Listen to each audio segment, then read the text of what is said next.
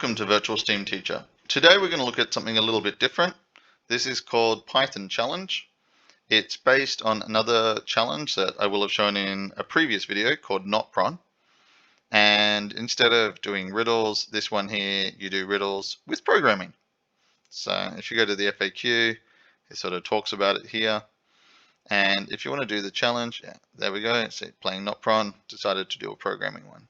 So before your students can do this, they need to be able to do a little bit of programming. So I often do this as a fun lesson with upper secondary after they've already been doing programming for maybe a month.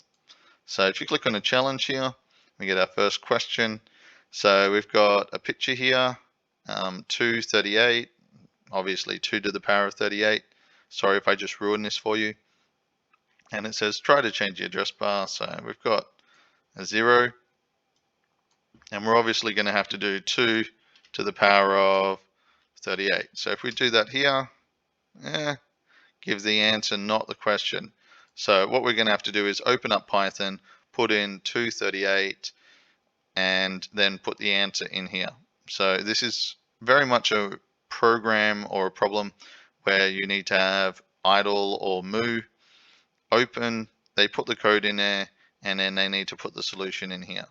So I happen to have done this already in another window. So here's 2 to the power of 38, and here's our second question. So we've got a message down here, and we've got a code here, maybe, I don't know.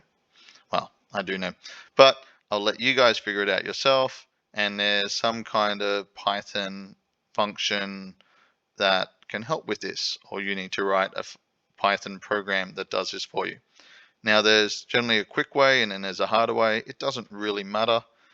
Just like 2 to the 38, you can do 2 times 2 times 2 times 2, 38 times. But Python makes it easier to do it either way. So great for a lesson, maybe 2, where you get students to try some of these programming challenges themselves, but they really need to be able to already do some Python programming before you do this. So hope this is a useful resource that you guys can use in your lessons.